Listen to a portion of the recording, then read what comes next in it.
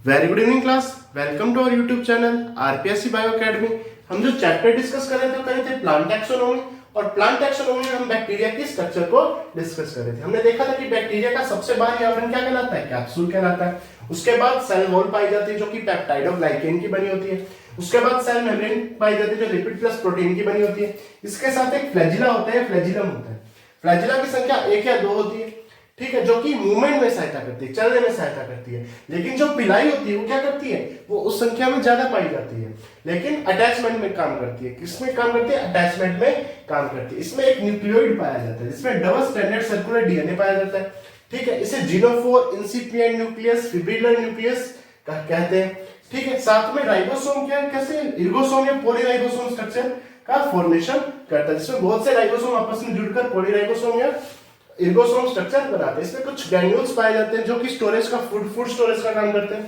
Plasmid पाया जाता है जो कि एक्स्ट्रा सेलुलर क्या होता है? डीएनए होता है, ये भी सर्कुलर होता है। आरएनए पाए जाते हैं, पिलाई पाई जाती है। साथ ही में जो सेल मेम्ब्रेन है वो इमेजिनेशन करके अंतर्वलित होकर एक स्ट्रक्चर बनाती है जो मिजोसोम कहलाती है।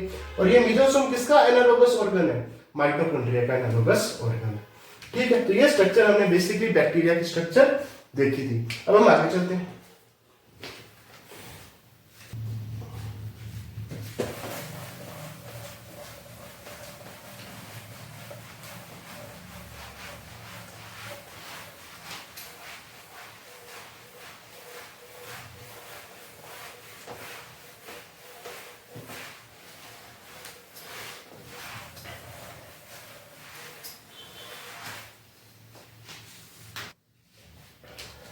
अब हम बात करते हैं न्यूट्रिशन की।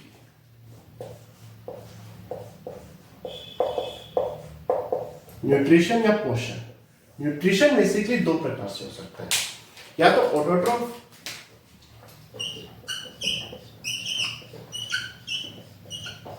या हेट्रोट्रोफ, ठीक है। ऑटोट्रोफ या हेट्रोट्रोफ, स्वपोषी या विषमपोषी। ऑटोट्रोफ भी दो प्रकार से हो सकता है। पहला फोटोसिंथेटिक ऑटोट्रोफ,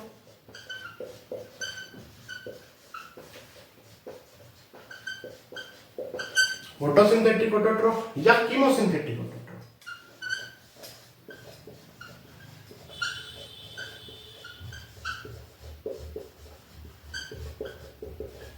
हम जानते हैं कि जब फोटोसिंथेसिस होगा तो इसके लिए क्या जरूरत है? इसके लिए अनेक प्रकार के क्लोरोफिल की जरूरत है। इसमें कौन सा क्लोरोफिल पाया जाएगा?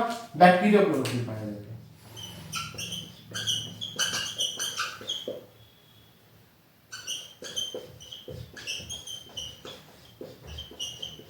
बैक्टीरियोबाइडिन पाया जाएगा।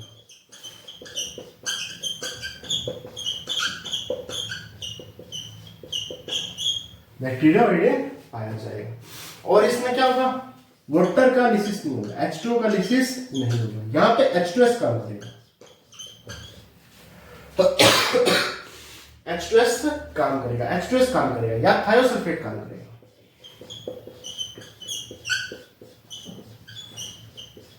थायोसल्फेट काम करेगा, H2S काम करेगा, थायोसल्फेट काम करेगा। जैसे एग्जांपल में देखिए, इसके एग्जांपल में आएंगे purple sulphur bacteria,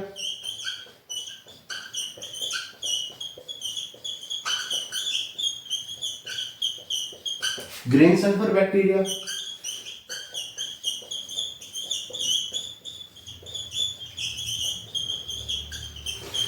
purple non sulphur bacteria.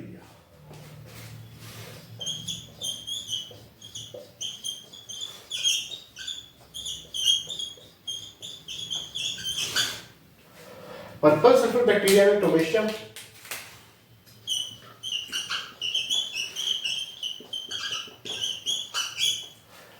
Green sulphur में क्लोरोबियम,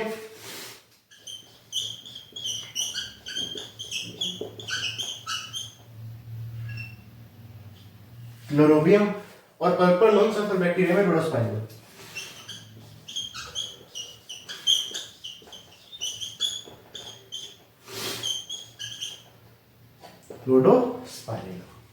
अब कीमोसिंथेटिक बैक्टीरिया की बात करते हैं। पहली बात, ये केमिकल रिएक्शन से अपनी एनर्जी बनाएंगे, केमिकल रिएक्शन के द्वारा अपना फूड बनाएंगे, ठीक है। इसके लिए क्लोरोफिल की रिक्वायरमेंट नहीं होगी, क्लोरोफिल की रिक्वायरमेंट नहीं होगी, ठीक है। जैसे nitrifying bacteria,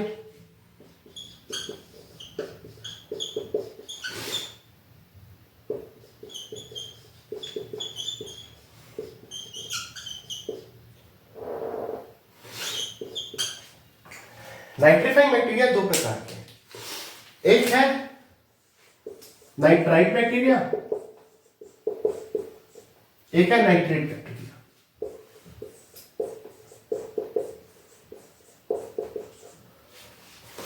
nitrite bacteria ammonia को किसमें बदलते हैं? नाइट्राइट में। और ये नाइट्राइट को नाइट्रेट में बदलते हैं।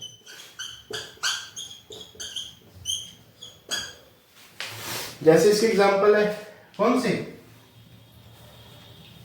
नाइट्रोमोनास और नाइट्रोकोकस।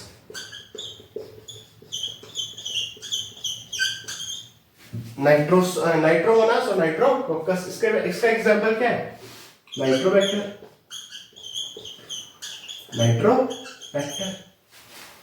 ठीक है, तो इसमें पहले कौन से हो गए? नाइट्रीफाइंग बैक्टीरिया, जिसमें पहले है नाइट्राइट बैक्टीरिया जो अमोनियम को नाइट्राइट में बदलते हैं, या नाइट्रेट बैक्टीरिया जो नाइट्राइट को नाइट्रेट में बदलते हैं। इसके एग्जांपल नाइट्रोसोमोनास और नाइट्रोकोकस।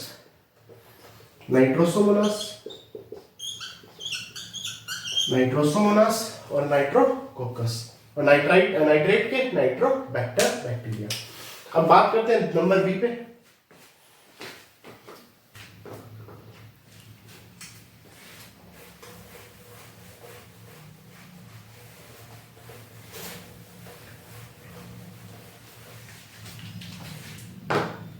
दूसरे है आयरन बैक्टीरिया।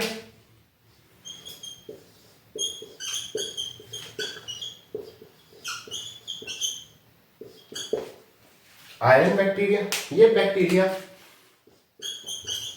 Fe+2 को Fe+3 में कन्वर्ट करते हैं। ठीक है, फेरस को फेरिक में कन्वर्ट करते हैं, साथ में यहाँ इलेक्ट्रॉन रिलीज होता है और साथ में क्या बनती है? एनर्जी। उस एनर्जी का यूज करते हैं। जैसे फेरोबैक्टीरिया हो गया, एग्जांपल क्या है? फेरोबैक्टीरिया। ठीक है, ये क्या? Methane bacteria.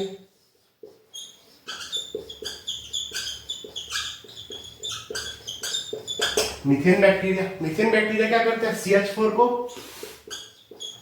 ऑक्सीजन के साथ क्रिया करके क्या बनाते हैं? 2H2O plus CO2। 2H2O plus CO2। ठीक है, तो ये मीथेन बैक्टीरिया आ गए। तो ये आ गए ऑटोट्रोफ बैक्टीरिया। अब बात करते हैं किसकी? हेटेरोट्रोफ बैक्टीरिया।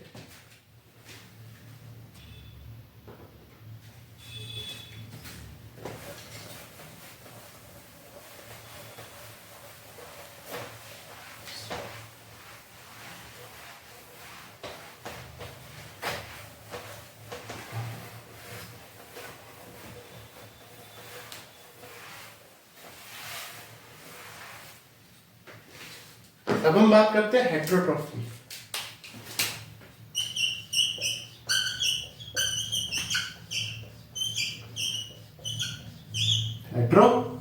हेटेरोट्रोफ में भी दो तरीके के, सैप्रोफाइटिक और पैरासिटिक।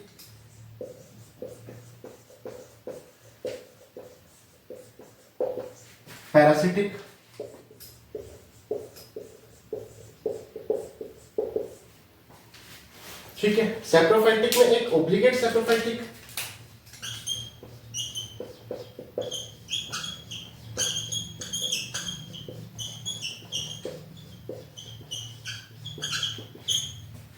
एक फैकल्टेटिव पैरासिटिक। इसमें भी दो तरह के हैं, एक ओब्लिगेट पैरासिटिक,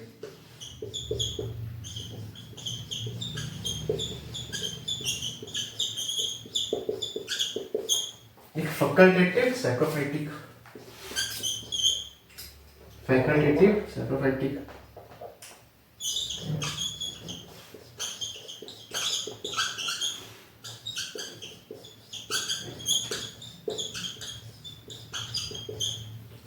सबसे पहले बात करते हैं ओब्लिगेट सैप्रोफाइट की। ओब्लिगेट मतलब सैप्रोफाइट, ऐसे सैप्रोफाइट जो केवल सड़े गले पदार्थों से ही अपना भोजन पूरा करते हैं। ओब्लिगेट मतलब कंप्लीट रूप से, सैप्रोफाइटिक मतलब जो कंप्लीट रूप से सैप्रोफाइटिक है, यानी गले सड़े पदार्थों से अपना भोजन प्राप्त करते हैं। जैसे इसमें जो एग्जांपल आएगा वो आएगा क्लोस्ट्रीडियम बोटुलिज्म।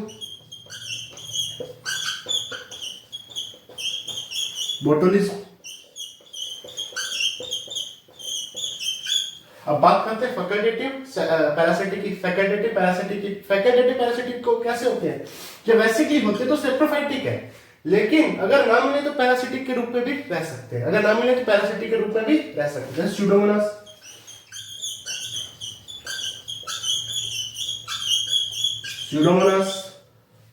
ओब्लिगेट पैरासाइट, यानी ये केवल पैरासाइट के रूप में ही रहेंगे। ठीक है, ये सैप्रोफाइटिक के रूप में नहीं रह सकते, केवल पैरासिटिक रूप में ही रहेंगे। जैसे माइक्रोबैक्टीरियम लेप्री,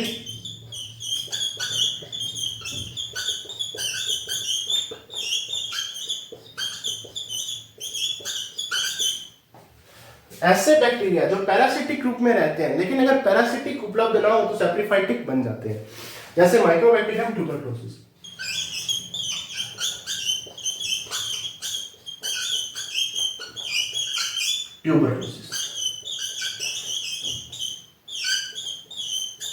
माइक्रोबैक्टीरियम ट्यूबरक्लोसिस।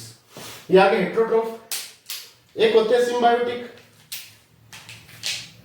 कैसे होते हैं सिम्बायोटिक?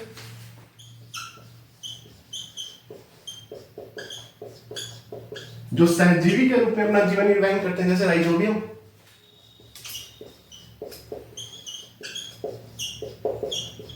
हमने देखा था कि राइजोबियम रूट की नोड्यूल्स में जाने के बाद सिम्बायोटिक रूप से रहता था। ठीक है, रूट की नोड्यूल में नाइट्रोजन फिक्सेशन करता था,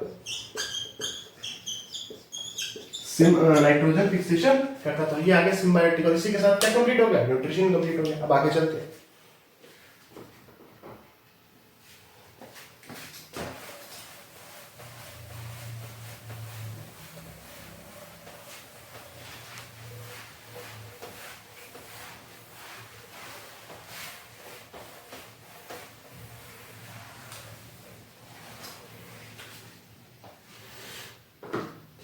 इसके बाद हम बात करते हैं रिप्रोडक्शन की।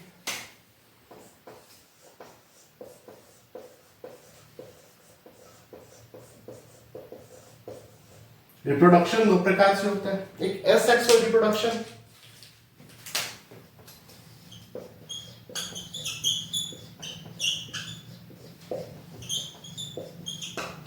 एक एसेक्सुअल रिप्रोडक्शन, एक सेक्सुअल रिकॉम्बिनेशन।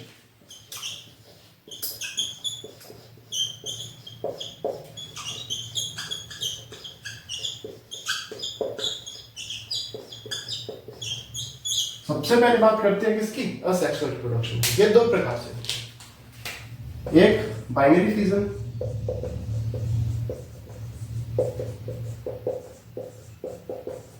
एक एंडोस्पर्म।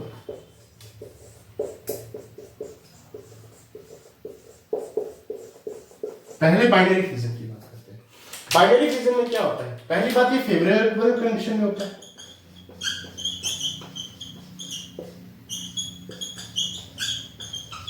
फेवरेबल कंडीशन में होता है। जब कंडीशन कैसी हो? फेवरेबल, जब अनुकूल परिस्थिति हो। इसमें क्या होगा? सबसे पहले डीएनए का रेप्लिकेशन होगा।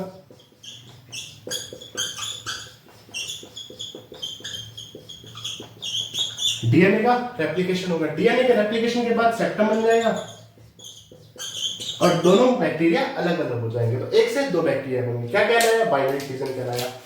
कब होगा? फेवरेबल कंडीशन में। इसे एमाइटोसिस कहते हैं। ना तो ये माइटोसिस है, ना ये म्यूसिस है। कैसा है? एमाइटोसिस है। ठीक है, सबसे पहले डीएनए का रेप्लिकेशन हुआ, फिर सेप्टम बन गया, दोनों बैक्टीरिया अलग अलग हो गए। कब होगा? फेवरेबल कंडीशन में होगा। अगर मैं एंडोस्पोर की बात करूं तो एंडोस्पोर कब होगा? जब एडवर्स कंडीशन होगी, प्रतिकूल परिस्थिति होगी।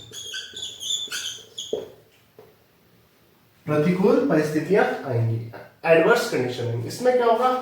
बैक्टीरिया अपने चारों तरफ एक मेम्ब्रेन बना लेगा। क्या बना लेगा? एक वॉल बना लेगा।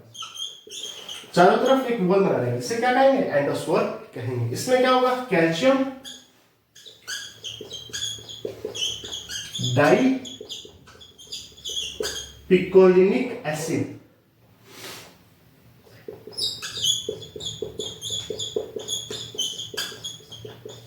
कैल्शियम डाइपिकोलिनिक एसिड की एक चारों तरफ वॉल बन जाएगी जो हाई टेम्परेचर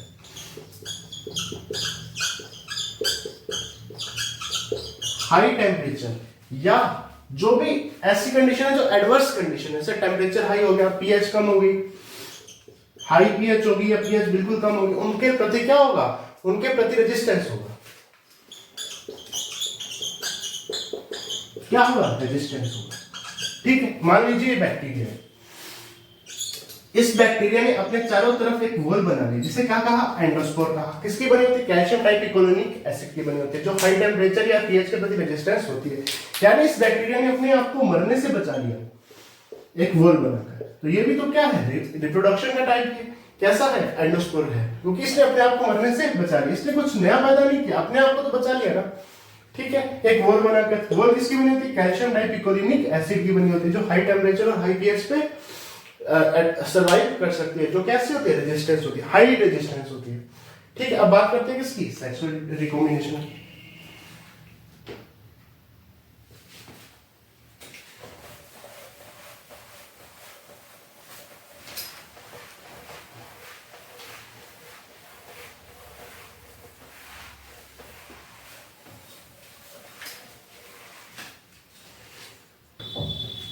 अब हम देखते हैं सेक्सुअल रिकॉम्बिनेशन की।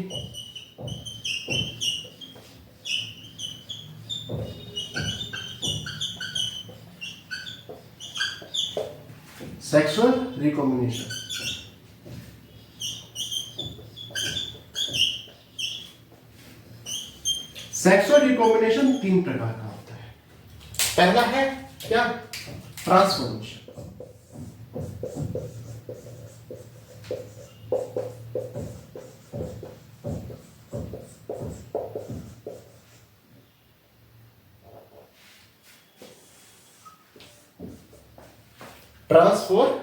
ट्रांसफॉर्मेशन की बात करें तो ये ग्रिफिथ ने खोजा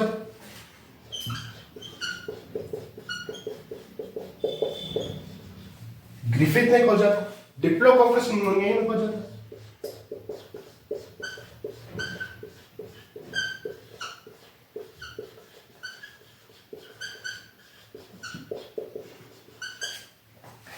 डिप्लोकोकस निमोनिया के दो स्ट्रेन होते हैं, एक होता है आर स्ट्रेन, एक होता है एस स्ट्रेन।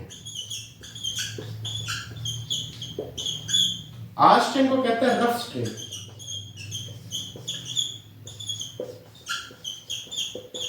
और एस स्ट्रेन को कहते हैं स्मूथ स्ट्रेन। आर स्ट्रेन में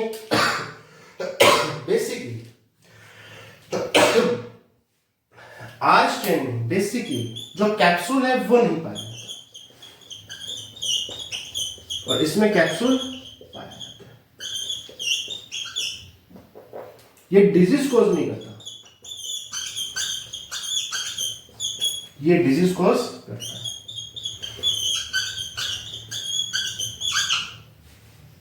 ठीक है, इसने क्या किया, एक हेल्दी माइस किया, स्वस्थ चूहा।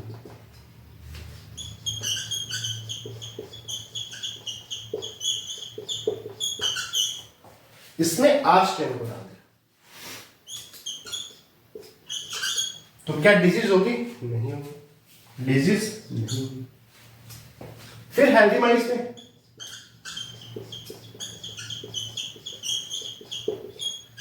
एस स्ट्रेन को डाल दिया, डिजीज होगी, बिल्कुल होगी। ठीक है, और क्या हुआ, निमोनिया होगा, डेथ होगी।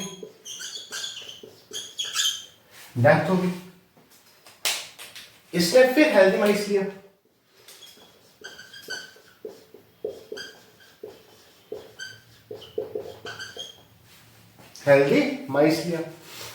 इसमें एस स्ट्रेन को ही डाला, लेकिन हीट करके। जैसे ही हीट किया तो एस स्ट्रेन का जो बैक्टीरिया था, डिप्लोकोकस निमोनिया, वो बैक्टीरिया की डेथ हो गई। ठीक है, तो वो डिजीज कोज करेगा, नहीं करेगा। यहाँ पे डिजीज कोज वापस नहीं हुई, क्यों, क्योंकि जो एस स्ट्रेन डाला था उसको हीट कर दिया, जिससे डिप्लोकोकस निमोनिया की तो डेथ हो गई, निमोनिया हुआ ही नहीं। फिर हेल्दी बैक्टीरिया लिया,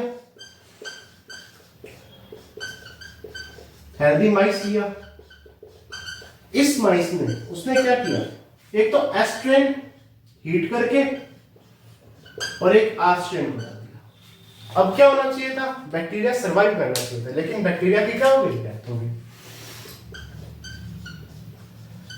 इसने पाया कि जो एस स्ट्रेन में जो जेनेटिक मटेरियल था वो जेनेटिक मटेरियल एस स्ट्रेन से आर में आ गया, तो एस स्ट्रेन की तो डेथ हो गई, लेकिन उसने जेनेटिक मटेरियल आर को दे दिया, जिस कारण से आर में कोज कर दिया।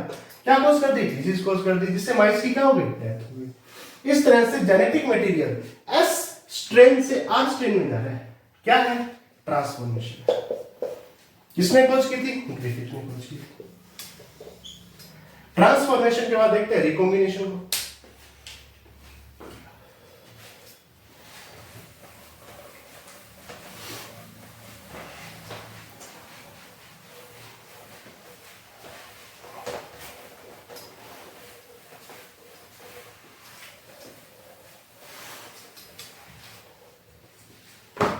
इसके बाद क्या देखते हैं, रिकॉम्बिनेशन को देखते हैं।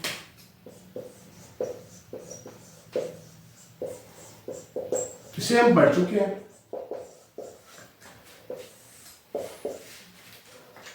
जैसे एक बैक्टीरिया है,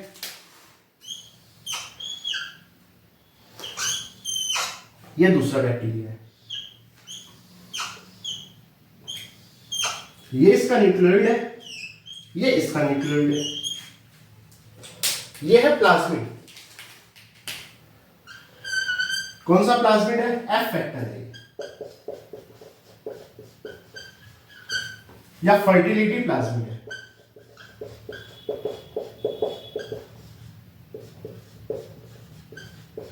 इसे एफ फैक्टर बोल दो या फर्टिलिटी प्लाज्मिड बोल दो। यहां पे फर्टिलिटी प्लाज्मिड पाया जाता है, यहां पे नहीं पाया जाता। इसे कहते हैं डोनर, इसे कहते हैं रेसिपिएंट। रेसिपिएंट कहते हैं, ठीक है। ये मेल की तरह कार्य करता है, ये फीमेल की तरह कार्य करता है। इसमें दोनों बैक्टीरिया एक दूसरे के पास आएंगे,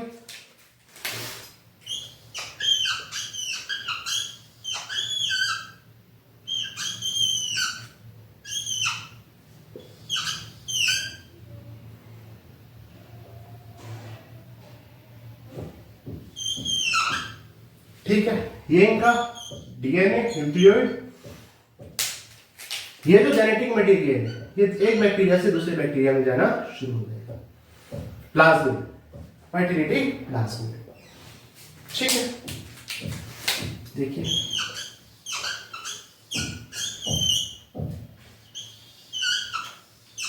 लास्ट में दोनों मेल में बदल जाएंगे।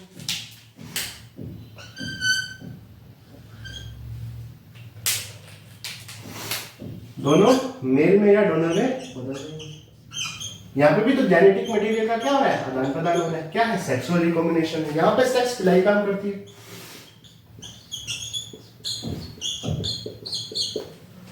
ठीक। तीसरा क्या है, ट्रांसडक्शन।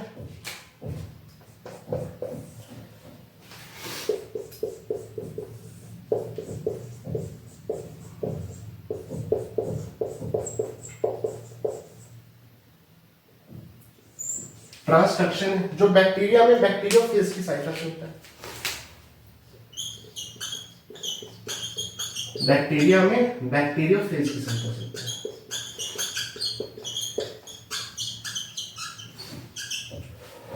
ठीक है।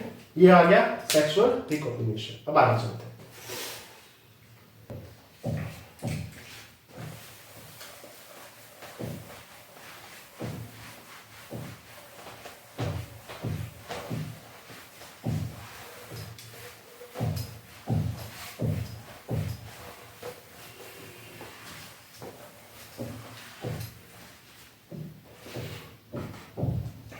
देखिए जो सी ग्राम था, क्रिश्चियन ग्राम,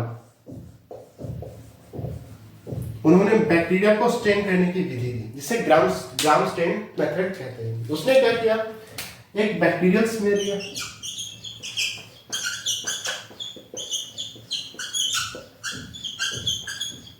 बैक्टीरियल स्मीयर लिया, इसे एयर ड्राई किया,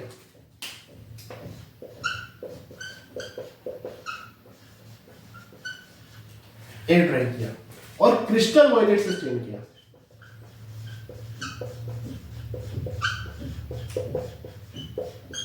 क्रिस्टल वॉयलेट से स्टेन किया। इसके बाद वाटर से वॉश किया, जिससे जो एक्स्ट्रा स्टेन है वो हट जाए, वाटर वॉश किया। फिर आयोडीन से स्टेन किया, आयोडीन से स्टेन किया, जिससे एक कॉम्प्लेक्स बन गया। कौन सा? क्रिस्टल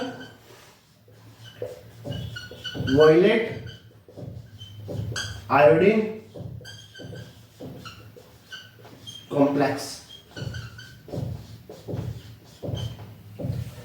ठीक है, ये क्रिस्टल वॉयलेट जो स्टेन है ये बैक्टीरिया को कैसा बना देगा? Bluish purple.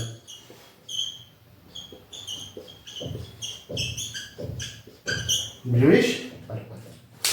ठीक है, अब जैसे इसे एथिल अल्कोहल से ट्रीट करेंगे, अल्कोहल से ट्रीट करेंगे,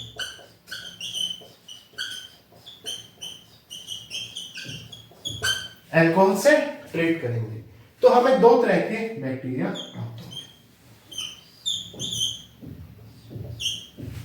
ठीक है, एक बैक्टीरिया वो होंगे जो कैसे होंगे? स्टेन्ड बैक्टीरिया होंगे, क्रिस्टल वॉयलेट कलर के होंगे या ब्लूइश पर्पल कलर के होंगे।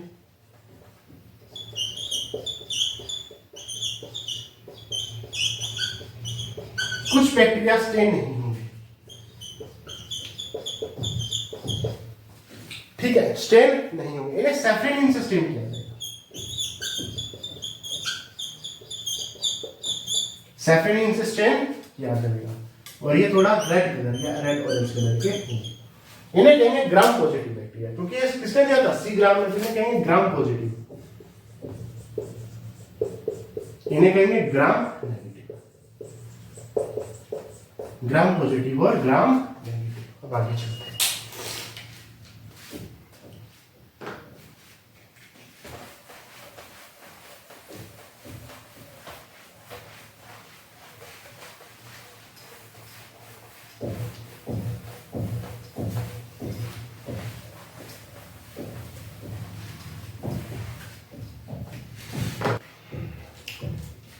अब हम बात करते हैं ग्राम पॉजिटिव बैक्टीरिया और ग्राम नेगेटिव बैक्टीरिया।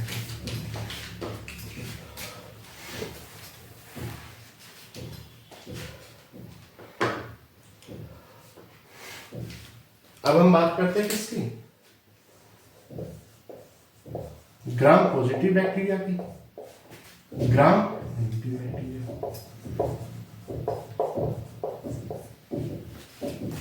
ठीक है, अगर मैं पॉजिटिव बैक्टीरिया की बात करूं तो एक क्रिस्टल वॉयलेट सिस्टम है।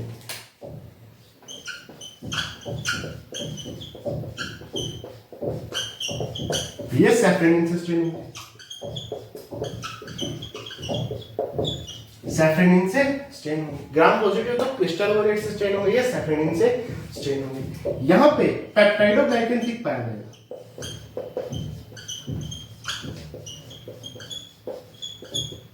ठीक पाया जाएगा, मोटा पाया जाएगा।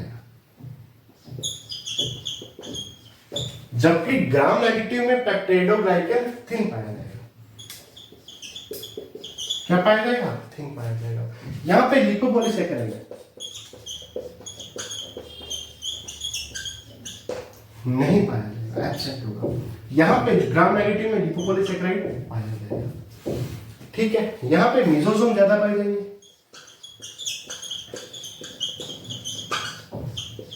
यहाँ पे मेसोसोम कम पाए जाएंगे। नेगेटिव में मेसोसोम कम पाए जाएंगे। यहाँ पे बेसल बॉडी, पॉजिटिव में 2 ही रिंग पाई जाएगी, एस रिंग और एम रिंग। यहाँ पे 4 रिंग पाई जाएगी बेसल बॉडी। कौन कौन सी? S ring, M ring, L ring, P. इसके बारे में हम पढ़ चुके हैं। टिकोइक एसिड प्रेजेंट होगा,